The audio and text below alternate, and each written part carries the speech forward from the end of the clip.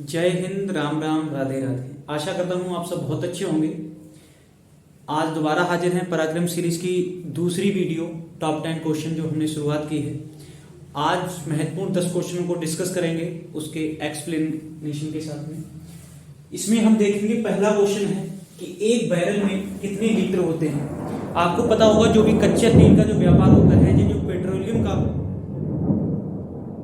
कच्चा तेल है, जो पेट्रोलियम का व्यापार होता है वो किसमें होता है? बैरल में होता है। तो एक लीटर में ना होकर किसमें होता है? बैरल में होता है। ये क्वेश्चन कई बार पूछा गया है कि एक बैरल में लीटर कितने होते हैं। तो ध्यान रखना है, एक बैरल में 159 क्या होते हैं? आपके लीटर होते हैं। एक बैरल में कितने लीटर होते हैं? 159 लीटर होते हैं। किसमें? एक बैरल में। कभी कभी इसका एक मात्रा और भी है, गैलन।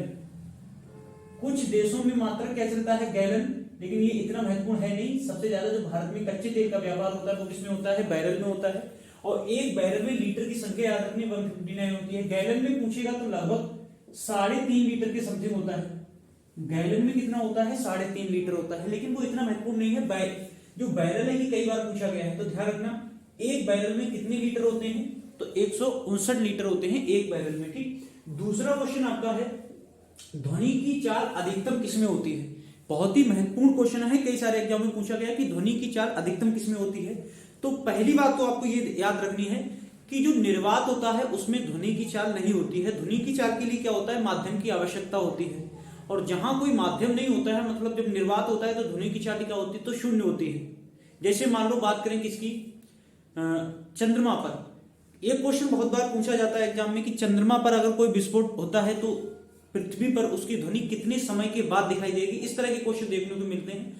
तो अगर कोई विस्फोट होता है चंद्रमा पे तो उसकी जो ध्वनि होगी वो पृथ्वी पर सुनाई नहीं देगी, क्योंकि चंद्रमा पे क्या है? वायुमंडल का अभाव है। ठीक। तो सबसे इसमें क्वेश्चन में पूछा गया है कि ध्वनि की चाल अधिकतम किसमें होती है। तो अगर आपको तीनों माध्यम दे रहा है, ठोस, द्रव, गैस, तब तो लगाना है किसमें? ठोस में होती है। और ठोस में भी पूछ ले सबसे अधिक किसमें होती है? तो स्टील में। यह क्वेश्चन बहुत बार पूछा गया है। आपको धातु दे देता है और धातु में पूछता है कि ध्वनि की चाल अधिकतम किसमें होती है, तो स्टील में होती है। अगर द्रव्य की अवस्थाएं देगा, पदार्थ की अवस्थाएं देगा, तो ध्यान रखना ठोस में सबसे अधिकतम होती है। ठीक। अगर हम बात करें कि हवा में कितनी होती है ध्वनि की चाल, तो हवा में होती है 303 मीटर पर सेकेंड। 330 मीटर पर सेकेंड किसमें होती है? हवा में होती है। इसके बाद अगर हम पानी की बात करें तो पानी में होती है 1480 मीटर पर सेकेंड। पानी में कितनी होती है? 1480 मीटर पर सेकेंड होती है। और स्टील में सबसे अधिकतम होती है। तो स्टील की भी आपको ध्यान रखना है, ये भी कभी कभी पूछ लेगा, 5920 मीटर पर सेकेंड। 5920 मीटर पर सेकेंड। ठीक। तो सबसे अधिक किसमें हो जाएगी? सबसे अधिक हो जाएगी आपकी स्टील में। और पदार्थ की अवस्था में पूछेगा तो सबसे अधिक किसमें हो जाएगी? ठोस में हो जाएगी। ठीक। अगला जो क्वेश्चन है बहुत ही महत्वपूर्ण है कि चौरी चौरा कांड जो था, या चौरी चौरा जो घटना हुई थी वो कब हुई थी। ठीक।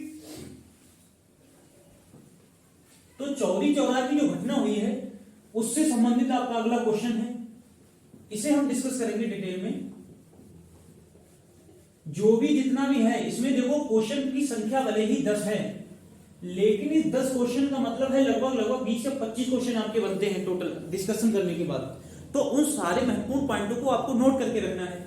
चौरी चौरा घटना कब हुई, ये पूछ रहा है। तो सबसे पहले तो याद रखना है चौरी चौरा की जो घटना है वो कब हुई थी? 5 फरवरी 1922। 5 फरवरी 1922 को चौरी चौरा घटना हुई। कहां हुई? तो गोरखपुर में एक स्थान था चौरी चौरा। गोरखपुर में स्थान था एक चौरी चौरा। इस चौरी चौरा कांड किससे संबंधित है या इसकी पृष्ठभूमि क्या थी? तो आपको पता होगा 1919 में जब रॉलेट एक्ट आया, उस रॉलेट एक्ट के विरोध में एक कांड हुआ था 13 फरवरी 1919 को, जलियांवाला बाग हत्याकांड। तो जलियांवाला जो बाग हत्याकांड हुआ था, उस हत्याकांड के विरोध में गांधी जी ने एक आंदोलन शुरू किया था 1 अगस्त 1920 को, जिसे असहयोग आंदोलन के नाम से जाना जाता है। इंग्लिश में आपको मिलेगा नॉन कोऑपरेटिव मूवमेंट। इस नॉन कोऑपरेटिव मूवमेंट या असहयोग आंदोलन को लेकर गांधी जी ने एक बहुत बड़ा आंदोलन शुरू किया था। इसमें क्या था? अहिंसक रूप से, अहिंसक रूप से मतलब हिंसा नहीं करनी है, अहिंसक रूप से क्या करना है, जो विदेशी शासन है उसका क्या करना है, विरोध करना है। ये आंदोलन शुरू कब हुआ? तो ध्यान रखना, असहयोग आंदोलन जो है, असहयोग आंदोलन शुरू हुआ था 1 अगस्त 1920। 1 अगस्त 1920 को असहयोग आंदोलन शुरू हुआ। ये आंदोलन चल रहा था। इसी आंदोलन के दौरान क्या हुआ, 5 फरवरी 1922 को चौरी चौरा स्थित ये एक थाना था चौरी चौरा, इस चौरी चौरा में क्या किया, जो स्थानीय ग्रामीण थे उन्होंने इस थाने में पुलिस कर्मियों को बंद करके क्या कर दिया, आग लगा दी। और इस घटना में कितने, लगभग 22 पुलिसकर्मियों की क्या होगी, मृत्यु हो गई। इसमें लगभग 22 पुलिसकर्मियों की क्या होगी, मृत्यु हो गई। तो इसी घटना को किस नाम से जाना जाता है, चौरी चौरा कांड से। फिर इसका परिणाम को हुआ, गांधी जी इससे बहुत ज्यादा क्या हो गए, नाराज हो गए। और गांधी जी ने नाराज होकर क्या किया, इसके बाद गांधी जी ने 12 फरवरी 1922 को असहयोग आंदोलन वापस ले लिया। कब, 12 फरवरी 1922 असहयोग आंदोलन शुरू हुआ 1 अगस्त 1920 को। इसी बीच एक घटना घटित होगी 5 फरवरी 1922 को, जिस घटना को चौरी चौरा कांड के नाम से जाना जाता है। यह भी पूछा गया चौरी चौरा कहां स्थित है, गोरखपुर में स्थित है। 12 फरवरी 1922 को फिर गांधी जी ने परेशान होके, या गांधी जी से बहुत ज्यादा आहत हुए और उन्होंने असहयोग आंदोलन को क्या कर लिया, वापस कर लिया। ठीक, तो ये घटना जो है चौरी चौरा कांड किससे संबंधित है, असहयोग आंदोलन से संबंधित है। ठीक, अगला आपका क्वेश्चन है कि आकाश में सबसे चमकीला तारा कौन सा है। आकाश में सबसे चमकीला तारा कौन सा, ही क्वेश्चन आपसे पूछ रहा है। तो सबसे पहले आपको ये याद रखना है कि आकाश का जो सबसे चमकीला तारा है वो कौन सा है, इसे कहते हैं साइरस, या दूसरा नाम है इसका डॉग स्टार। साइरस या डॉग स्टार हमारे आकाश का सबसे चमकीला तारा है। सबसे चमकीले का मतलब है सूर्य से लगभग 20 गुना अधिक चमकीला है। सूर्य से लगभग 20 गुना अधिक चमकीला है और लगभग 2 गुना भारी है। 2 गुना द्रव्यमान है इसका सूर्य से, कितना, 2 गुना द्रव्यमान। ठीक, किसका, साइरस या डॉग स्टार का। तो ये हमारे जो आकाश में सबसे चमकीला तारा साइरस या डॉग स्टार है। दूसरा पूछे अगर पृथ्वी का सबसे निकटतम तारा कौन सा है, तो आपका कौन सा हो जाएगा, सूर्य। पृथ्वी का सबसे निकटतम तारा कौन सा है, सूर्य। ठीक, और अगर क्वेश्चन पूछिए सूर्य से सबसे निकटतम तारा कौन सा है, तो इसको आपको ध्यान रखना है। अगर पूछे आपसे कि सूर्य से सबसे निकटतम तारा कौन सा है, तो सूर्य से सबसे निकटतम जो तारा है आपका वो कौन सा है, Proxima Centauri. Proxima Centauri, Proxima Centauri जो तारा है वो सूर्य के सबसे निकटतम तारा है। ठीक, और पृथ्वी का सबसे निकटतम तारा कौन है, सूर्य। अब जैसे मान लो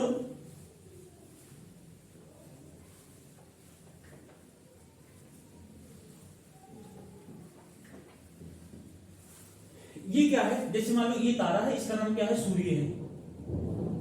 हर एक तारे का क्या होता है, सौरमंडल होता है। इसी सौरमंडल में इस सूर्य के चारों ओर कौन परिक्रमा कर रहा है, पृथ्वी। ठीक, तो पृथ्वी के सबसे निकटतम तारा कौन सा हो गया, सूर्य। अब इस तरह से असंख्य क्या है हमारे ब्रह्मांड में तारे हैं। ठीक, अब ये दूसरा क्वेश्चन ये है कि जो सूर्य है इसके निकटतम तारा कौन सा है, तो कौन सा हो जाएगा, प्रॉक्सिमा सेंचुरी। Proxima Centauri. ठीक, ये सूर्य का क्या हो जाएगा, सबसे निकटतम तारा है। दूसरा अगर आपसे पूछे हमारी आकाशगंगा का नाम क्या है, तो ध्यान रखना है दुग्ध मेखला। क्या नाम है, दुग्ध मेखला हमारी आकाशगंगा का नाम है। और अगर ये पूछ ले हमारी आकाशगंगा की निकटतम आकाशगंगा कौन सी है, तो आपको ध्यान रखना देवायनी। बहुत ही महत्वपूर्ण है, हमारी आकाशगंगा की निकटतम आकाशगंगा कौन सी है, देवायनी। और हमारी आकाशगंगा कौन सी है, दुग्ध मेखला। इंग्लिश में इसे कहते हैं मिल्की वे। इंग्लिश में क्या कहते हैं, इसे मिल्की वे कहते हैं। हिंदी में इसका नाम क्या है, दुग्ध मेखला, जो हमारी आकाशगंगा का नाम है। हमारी आकाशगंगा की निकटतम आकाशगंगा देवायनी है। हमारी जो पृथ्वी का निकटतम तारा सूर्य है और सूर्य का सबसे निकटतम तारा प्रॉक्सिमा सेंचुरी है। क्वेश्चन में आपसे पूछा था आकाश में सबसे चमकीला तारा, तो ये बता दिया कौन सा हो जाएगा आपका, साइरस या डॉग स्टार सबसे चमकीला तारा हो जाएगा किसका, हमारा जो ब्रह्मांड है उसमें आकाश में सबसे चमकीला तारा। ठीक, अगला क्वेश्चन आपका है कि जो उपराष्ट्रपति को हटाने का प्रस्ताव है,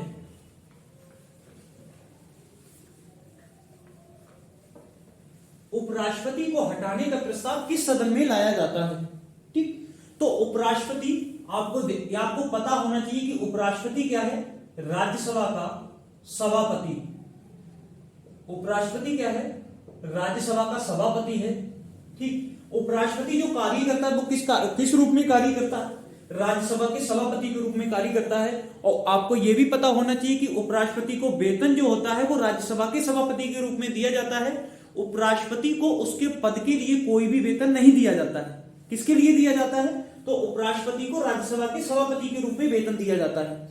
एक बहुत ही महत्वपूर्ण क्वेश्चन और आपको याद रखना है कि जो उपराष्ट्रपति होता है वो राज्यसभा का सदस्य नहीं होता है। ये क्वेश्चन बहुत बार पूछा गया है कि किस सदन का जो सदस्य होता है वो उसका सदस्य नहीं होता है, किस सदन का अध्यक्ष जो होता है वो उसका सदस्य नहीं होता है। तो राज्यसभा का अध्यक्ष कौन है, उपराष्ट्रपति है, लेकिन उपराष्ट्रपति राज्यसभा का सदस्य नहीं होता है। और दूसरा आपको यह ध्यान रखना है कि उपराष्ट्रपति को जो हटाने का प्रस्ताव है वो केवल किसमें लाया जा सकता है, राज्यसभा में। केवल किसमें लाया जा सकता है, राज्यसभा में लाया जा सकता है, जबकि राष्ट्रपति को हटाने का जो प्रस्ताव है वो कहीं भी लाया जा सकता है, चाहे वो राज्यसभा हो या लोकसभा हो। तो ये क्वेश्चन आपका हो जाएगा, उपराष्ट्रपति को हटाने का प्रस्ताव केवल किसमें लाया जा सकता है, राज्यसभा में लाया जा सकता है। ठीक, अगला आपका क्वेश्चन है कि अशोक के आक्रमण के दौरान कलिंग की राजधानी कहां थी। आपको सबको पता होगा कि अशोक का कलिंग युद्ध के बाद क्या हो गया था, हृदय परिवर्तन हो गया था और अशोक ने क्या कर दिया था, युद्ध नीति को समाप्त करके धम्म नीति को घोषित कर दिया। ठीक, अशोक ने कलिंग युद्ध के बाद क्या कर दिया था, युद्ध नीति को समाप्त कर दिया और अपने जो पुत्र और पुत्रियां, अपनी पुत्री का नाम था संघमित्रा और पुत्र का नाम क्या था, महेंद्र, दोनों को कहां भेजा था, बौद्ध धर्म के प्रचार प्रसार के लिए श्रीलंका भेज दिया। तो एक युद्ध हुआ था, कौन सा, कलिंग का युद्ध। कलिंग युद्ध के दौरान क्या हुआ, अशोक का हृदय परिवर्तन हो गया, उसने क्या किया, युद्ध की जो नीति थी उसे बिल्कुल समाप्त कर दिया। तो कलिंग की राजधानी पूछ रहा है, तो कलिंग की राजधानी उस समय थी तोशाली। कलिंग की राजधानी कहां थी, तोशाली। किसके मध्य हुआ था कलिंग युद्ध, तो अशोक और दूसरी तब कौन था, पद्मनाभ। दूसरी तरफ राजा के क्या नाम है, पद्मनाभ, जो कहां का राजा था, कलिंग का। कलिंग की राजधानी कहां थी, तोशाली। ये युद्ध कब हुआ था, 361 बीसी, 361 ईसा पूर्व। कब हुआ था, 361 ईसा पूर्व में हुआ था। ध्यान रखना है किस शिलालेख में अगर उल्लेख मिलता है, ये पूछ ले तो 13वें शिलालेख। किसमें मिलता है, 13वें शिलालेख में उल्लेख मिलता है किसका, कलिंग युद्ध का। ठीक, ध्यान रखना। अगला क्वेश्चन है कि किस ऋतु में क्षोभ मंडल की मोटाई बढ़ जाती है। ठीक, बहुत ही महत्वपूर्ण क्वेश्चन है कि किस ऋतु में क्षोभ मंडल की जो मोटाई है वो क्या हो जाती है, बढ़ जाती है।